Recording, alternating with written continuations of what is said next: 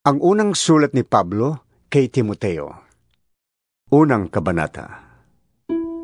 Mula kay Pablo na apostol ni Kristo Jesus ayon sa utos ng Diyos na ating tagapagligtas at ni Kristo Jesus na ating pag-asa.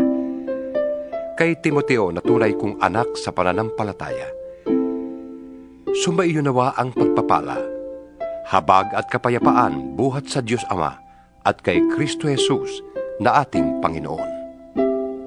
Gaya ng itinagubiling ko sa iyo, bago ko pumunta sa Macedonia, ibig kong manatili ka sa Efeso upang sabihan mo ang ilang tao diyan na huwag magturo ng maling aral at huwag nilang pag-aksayahan ng panahon ng mga alamat at mahabang talaan ng mga angkan. Yan ay pinagmumulan lamang ng mga pagtatalo at hindi nakakatulong sa tao upang matupad ang plano ng Diyos sa pamamagitan ng pananampalataya. Ang layunin ng tagubiling ito ay upang magkaroon kayo ng pag-ibig na nagmumula sa pusong dalisay, malinis na budhi at tapat na pananampalataya. May ilang tumalikod sa mga bagay na ito at nalulong sa walang kabuluhang pakikipagtalo. Ibig nilang maging tagapagturo ng kautusan, gayong hindi naman nila nauunawaan ang kanilang sinasabi at ang kanilang ipinagpipilitang ituro. Alam naman natin ang kautusan mabuti kung ginagamit sa tamang paraan. Alalahanin nating ang kautusan ay hindi ginawa para sa mabubuting tao, kundi para sa mga walang kinikilalang batas at mga kriminal, para sa mga hindi kumikilala sa Diyos at mga makasalanan, para sa mga lapastangas sa Diyos at walang hilig sa kabanalan, para sa mga mamamatay tao at pumapatay ng sariling ama o ina. Ibinigay rin ang kautusan para sa mga mahihilig sa kahalayan at nakikiapit sa kapwa lalaki, para sa mga kidnapper, para sa mga sinungaling, at mga saksing hindi nagsasabi ng totoo. Ang kautusan ay ibinigay para sa lahat ng mga sumasalungat sa mabuting aral. Ang aral na ito'y ayon sa magandang balita na ipinagkatiwala sa akin ng dakila at mapagpalang Diyos. Nagpapasalamat ako sa ating Panginoong Hesukristo na nagbibigay sa akin ng lakas, dahil itinuring niya akong karapat-dapat na maglingkod sa Kanya. Kahit na noong unay nilapastangan, inusig at nilait ko siya. Sa kabila nito'y nahabag sa akin ng Diyos, sapagkat hindi ko nalalaman ang aking ginagawa noong ako'y hindi pa sumasampalataya. Sumagana sa akin ang kagandahang loob ng ating Panginoon at ipinagkaloob niya sa akin ang pananampalataya at pag-ibig na natatagpuan sa ating pakikipag-isa kay Kristo Jesus. Totoo ang pahayag na ito at dapat paniwalaan ng lahat, na si Kristo Jesus ay dumating sa sanlibutan upang iligtas ang mga makasalanan, at ako ang pinakamasama sa lahat. Ngunit akong pinakamasama ay kinahabagan upang ipakita ni Kristo Jesus kung gaano siya katiyaga at maging halimbawa ito sa mga sasampalataya at bibigyan ng buhay na walang hanggan. Purihin natin at walhatiin magpakailanman ang iisang Diyos, Haring walang hanggan, walang kamatayan at di nakikita. Amen. Timoteo, anak ko, ang mga bagay na ito'y itinatagubilin ko sa iyo ayon sa mga pahayag na sinabi tungkol sa iyo, upang sa pamamagitan ng mga ito ay masigla kang makipaglaban. Nataglay ang matibay na pananampalataya at malinis na budhi. May mga taong hindi sumunod sa kanilang budhi, at dahil dito, ang pananampalataya nila ay natulad sa isang barkong nawasak. Kabilang sa mga iyon sina Himeneo at Alejandro. Kaya ipinaubaya ko na sila kay Satanas upang matigil na kanilang paglapastangan sa Diyos. Ikalawang kabanata. Una sa lahat, ipinapakiusap kong idulog ninyo sa Diyos ang inyong mga kahilingan, panalangin, pagsamo, at pasasalamat para sa lahat ng tao, at para sa mga hari at may kapangyarihan, upang tayo makapamuhay ng tahimik, payapa, marangal, at may kabanalan. Yan ang mabuti at nakalulugod sa Diyos na ating tagapagligtas. Ibig niyang ang lahat ng tao ay maligtas at makaalam ng katotohanan ito. Iisa ang Diyos at iisa ang tagapamagitan sa Diyos at sa mga tao, ang taong si Kristo Jesus, na naghandog ng kanyang buhay upang tubusin ang lahat. Ang katotohanan ito ay pinatunayan sa takdang panahon. Dahil dito, ako'y pinili upang maging tagapangaral, apostol, at tagapagturo ng pananampalataya at katotohanan ito sa mga hintil. Totoo ang sinasabi kong ito at hindi ako nagsisinungaling. Ibig kong ang mga lalaki sa lahat ng dako ay manalangin ng may malinis na puso, walang sama ng loob at galit sa kapwa. Ang mga babae naman ay dapat maging mahinhin, maayos at maingat sa pananamit at ayos ng buhok. Ang maging hiyas nila'y hindi ang mamahalin at mararangyang damit, mamahaling alahas na ginto o perlas. Sa halip, ang maging gayak nila ay mabubuting gawa, gaya ng nararapat sa mga babaeng itinuturing na makadiyos. Ang babae ay kailangang tumahimik sa panahon ng pagpupulong ng iglesia at lubos na pasakop. Hindi ko sila pinapayagang magturo o mamuno sa lalaki, kundi dapat silang tumahimik, sapagkat si Adan ang unang nilalang bago si Eva. At hindi si Adan kundi si Eva ang nadaya at nagkasala. Ngunit maliligtas ang babae sa pagsisilang ng sanggol kung magpapatuloy siya sa pananampalataya, pag-ibig, kabanalan at maayos na pamumuhay.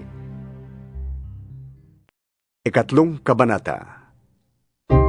Totoo ang pahayag na ito, na ang nagnanais na maging tagapangasiwa sa iglesia ay naghahangad ng mabuting gawain. Kaya nga, ang isang tagapangasiwa ay kailangang walang kapintasan. Isa lamang ang asawa, marunong magpigil sa sarili, maingat, kagalang-galang, bukas ang tahanan sa iba, at may kakayahang magturo. Hindi siya lasenggo, hindi marahas, kundi mahinahon, hindi mahilig makipag-away, at hindi maibigin sa salapi. Dapat, mahusay siyang mamahala sa sariling pamilya, iginagalang at sinusunod ng kanyang mga anak. Sapagkat paano siya makapangangasiwa ng maayos sa iglesia ng Diyos kung hindi niya maayos ang sarili niyang pamilya? Kailangang siya matagal ng mananampalataya, sapagkat kung hindi, baka siya maging palalo at mapahamak na gaya ng dyablo. Bukod dito, kailangang siya may mabuting patotoo sa paningin ng mga hindi sumasampalataya upang di siya mapintasan at hindi mahulog sa bitag ng dyablo. Ang mga tagapaglingkod naman ay dapat ding maging kagalang-galang, tapat mangusap, hindi lasenggo, at hindi sakim sa salapi. Kailangan sila'y tapat sa pananampalataya na ating ipinapahayag at may malinis na budhi. Kailangang subukin muna sila. At kung mapatunayang sila'y karapat-dapat, ay saka sila gawing tagapaglingkod. Gayon din naman, ang mga babaeng tagapaglingkod ay dapat na maging kagalang-galang, hindi tsismosa, mapagtimpi, at matapat sa lahat ng mga bagay. Ang mga tagapaglingkod sa iglesia ay dapat isa lamang ang asawa at maayos mga siwa sa kanyang mga anak at sambahayan. Ang mga tagapaglingkod na tapat sa tungkulin ay iginagalang ng mga tao at buong tiwalang makapagpapahayag tungkol sa pananampalataya kay Kristo Jesus. Umaasa akong magkikita tayo sa lalong madaling panahon. Ngunit isinulat ko ang mga ito upang kung hindi ako makarating agad, ay malaman mo kung ano dapat na maging ugali ng mga taong kabilang sa sambahayan ng buhay na Diyos sa iglesia na haligi at saligan ng katotohanan. Hindi maikakaila na napakadakila ng hiwaga ng ating relihiyon. Siya'y nahayag ng maging tao, pinatunayang matuwid ng Espiritu, at nakita ng mga anghel, ipinangaral sa sanlibutan, pinaniwalaan ng lahat at itinaas sa kalangitan. Ikaapat na kabanata. Maliwanag ang sinasabi ng Espiritu na sa mga huling araw ay iiwan ng ilan ang pananampalataya. Susunod sila sa mga mapanlinlang na espiritu at sa mga turo ng mga demonyo. Ang mga turong ito'y pinalalaganap ng mga taong sinungaling at may mga manhid na budhi. Ipinagbabawal nila ang pag-aasawa at ang ilang uri ng pagkain. Mga pagkaing nilikha ng Diyos upang kaining may pasasalamat ng mga mananampalataya at nakakaunawa ng katotohanan. Ang lahat ng nilikha ng Diyos ay mabuti at walang dapat ipalagay na masama. Sa halip ay dapat tanggaping may pagpapasalamat, sapagkat ang mga ito'y nililinis ng salita ng Diyos at ng panalangin. Kung ituturo mo sa mga kapatid ang mga bagay na ito, ikaw ay magiging mabuting lingkod ni Kristo Jesus. Maipapakita mong pinalakas ka ng mga turo tungkol sa pananampalataya at sa mabuting aral na iyong sinusunod. Huwag mong pag-aksayahan ng panahon ang mga alamat na walang halaga. Sa halip, magsanay ka sa kabanalan. May pakinabang sa pagpapalakas ng katawan, ngunit ang pagsasanay sa kabanalan ay mapapakinabangan sa lahat ng paraan, sapagkat ito'y may pangako hindi lamang sa buhay na ito ngayon, kundi maging sa buhay na darating. Totoo ang salitang ito at dapat paniwalaan ng lahat. Dahil dito, nagsisikap tayo at naghihirap, sapagkat umaasa tayo sa Diyos na buhay at siyang tagapagligtas ng lahat ng mga tao, lalo na ng mga mananampalataya. Ituro mo't ipatupad ang lahat ng ito. Huwag mong hayaang hamaking ka ninuman dahil sa iyong kabataan. Sa halip, sikapin mong maging halimbawa sa mga mananampalataya sa iyong salita, ugali, pag-ibig, pananampalataya, at malinis na pamumuhay. Habang wala pa ako riyan, iukol mo ang iyong panahon sa pagbabasa ng kasulatan sa harap ng mga tao, sa pangangaral at sa pagtuturo. Huwag mong pababayaan ang kaloob ng Espiritu Santo na ibinigay sa iyo ng magsalita ang mga propeta at ipatong sa iyo ng mga pinuno ng iglesia ang kanilang kamay. Isagawa mo ang mga ito at pag-ukulan mo ng panahon upang makita ng lahat ang iyong pag-unlad. Pakaingatan mo ang iyong pagkilos at pagtuturo. Patuloy mong gawin ang mga bagay na ito upang maligtas ka, pati na ang mga nakikinig sa iyo. 5 Kabanata. Huwag mong pagsasalitaan ng marahas ang lalaking nakatatanda sa iyo, kundi paalalahanan mo siya na parang sarili mong ama. Pakitunguhan mo namang parang kapatid ang mga nakababatang lalaki. Ituring mong parang sariling ina ang matatandang babae, at pakitunguhan mo ng buong kalinisan ang mga kabataang babae na parang mga kapatid. Igalang mo ang mga biyudang walang ikabubuhay. Subalit, kung ang isang biyuda ay may mga anak o apo, sila ang unang dapat kumalinga sa kanya bilang pagtanaw ng utang na loob, sapagkat ito'y nakalulugod sa Diyos. Ang tunay na biyuda ay iyong nag-iisa na sa buhay, at tanging sa Diyos lamang umaasa, kaya't patuloy siyang nananalangin sa araw at gabi. Samantala, ang biyudang nabubuhay sa kalayawan ay maituturing ng patay. Ipatupad mo sa kanila ang utos na ito upang walang maisumbat sa kanila ang sinuman. Ang sinumang hindi kumakalinga sa kanyang mga kamag-anak, lalo na sa mga kabilang sa kanyang pamilya, ay tumatalikod sa pananampalataya at mas masama pa sa isang di mananampalataya. Ang biyudang dapat isama sa listahan ng tutulungan ay iyong di bababa sa 60 taong gulang.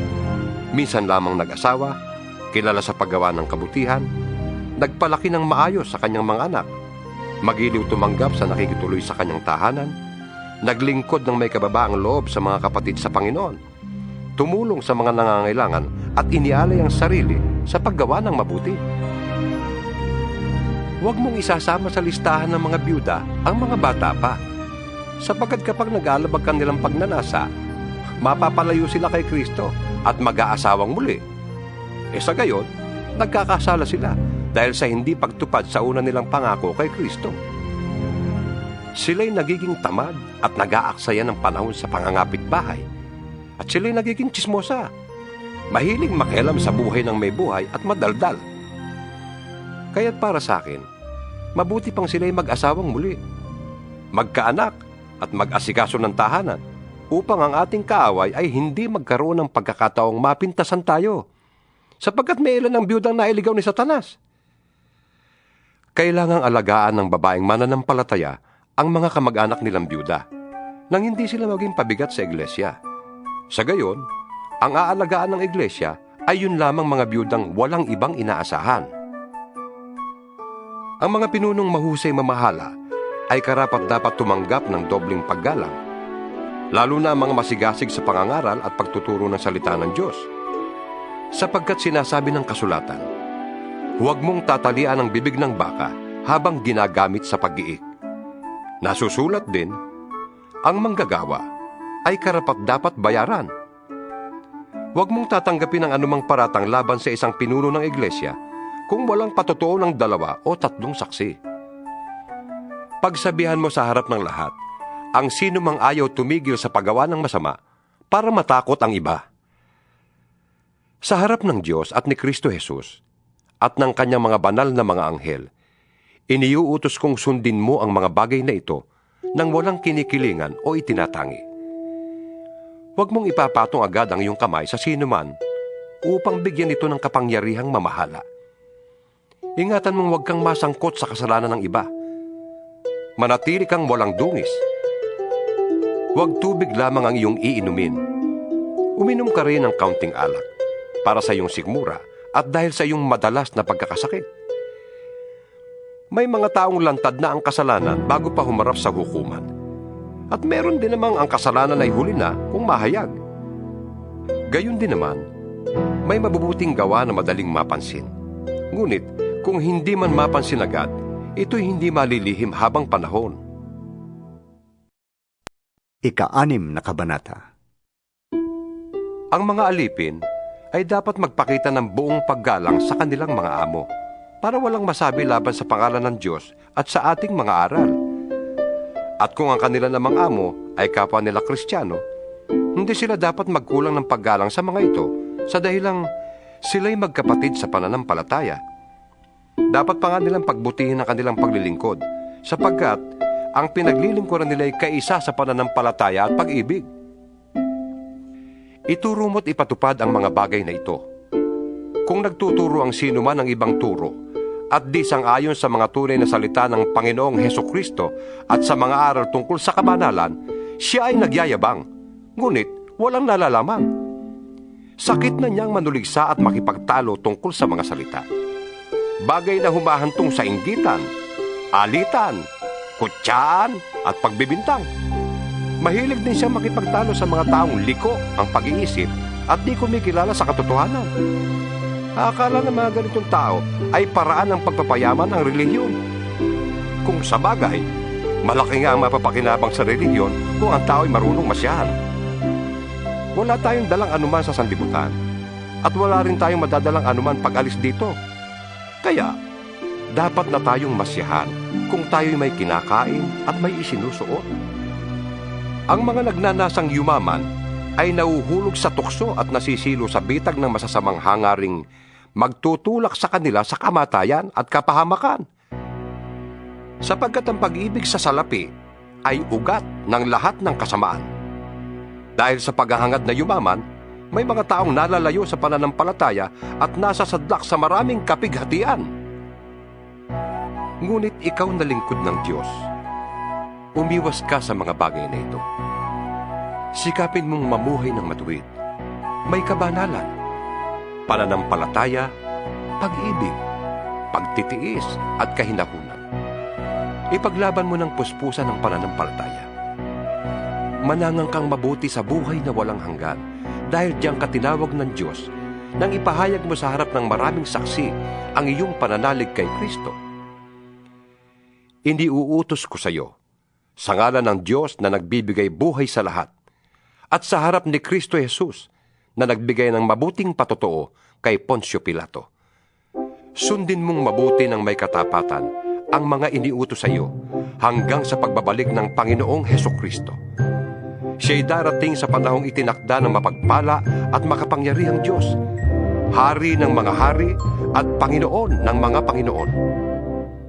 Siya lamang ang walang kamatayan at nananatili sa liwanag na di matitigan. Walang taong nakakita o makakakita sa Kanya. Sa Kanya ang karangalan at kapangyarihang walang hanggan. Amen. Ituro mo sa mayayaman na huwag silang magmamataas at huwag silang umasa sa kayamanang lumilipas, kundi sa Diyos na masaganang nagbibigay ng lahat ng ating kailangan upang tayo'y masiyahan. Turuan mo silang gumawa ng mabuti at magpakayaman sa mabuting gawa. Maging bukas palad at matulungin sa kapwa. Sa gayon, makakapag-impok sila para sa matatag na hinaharap at makakamtan nila ang tunay na buhay. Timoteo, pakaingatan mo ang ipinagkatiwala sa iyo. Iwasan mo ang mga usapang walang kabuluhan at ang likong pangangatwiran. Dahil sa kanilang pagmamarunong, may mga taong nalihis sa pananampalataya. Pagpalain nawa kayo ng Diyos.